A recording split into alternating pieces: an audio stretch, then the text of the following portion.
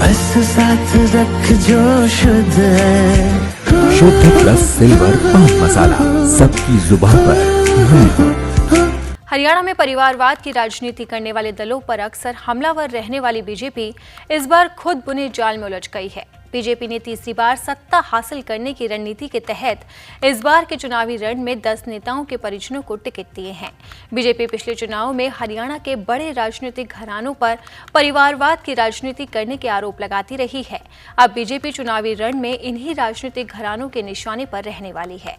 BJP ने केंद्रीय राज्य मंत्री राव इंद्रजीत की बेटी आरती राव को अटेली से टिकट देकर एक परिवार एक टिकट की अपनी परंपरा को हरियाणा में ही तोड़ दिया।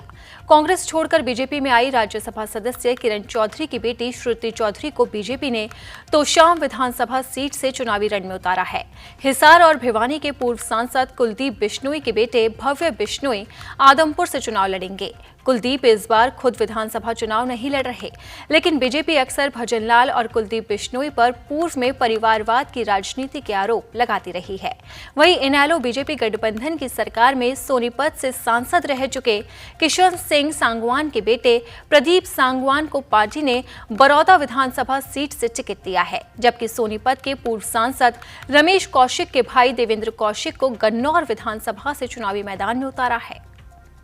सबसे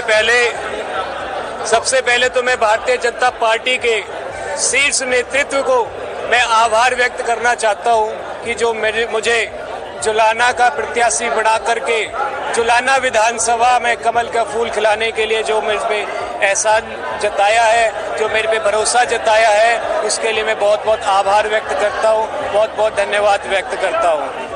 बहुत सारे प्रत्याशी थे वहाँ से टिकट मांग रहे थे, लेकिन एक प्रत्याशी थे सुरेंद्र लाठर, उन्होंने इनेलो ज्वाइन कर लिया है, इनेलो ने उनको टिकट दे दिया। सबसे पहले तो मैं आपको बता देता हूँ, जो मेरे भाई हैं उनको मैं जा करके मनाऊंगा और वापस भारतीय जनता पार्टी के जो वो एक अहम हिस्सा है उनको वापस उसी अहम हिस्सा की जिम्मेदारी उनको दिलाऊंगा और उनको जो है कि जितनी भी कोशिश होगी कि भारतीय जनता पार्टी का सदस्य ही बना करके रखेंगे, उनको अपने परिवार से दूर नहीं होने देंगे। सामने एक खिलाड़ी है, कांग्रेस ने खिलाड़ी को मैदान में उतारा है, राजनीति के मैदान में।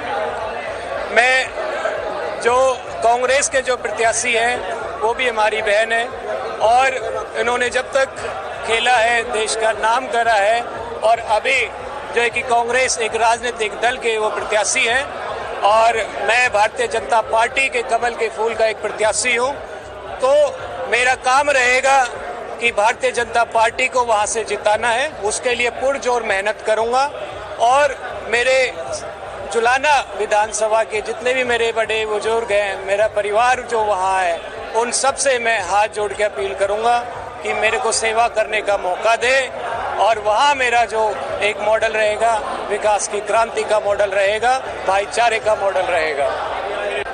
नॉमिनेशन यानी कि परसों हम कर रहे हैं 12 तारीख को। कौन आ रहा है नॉमिनेशन में? नॉमिनेशन में अभी समय कंफर्म कल दोपहर को होगा, हालांकि हमारे यशस्वी मुख्यमंत्री श्री नायब सैनी जी के हाथों के द्वारा नॉमिनेशन दर्ज होगा।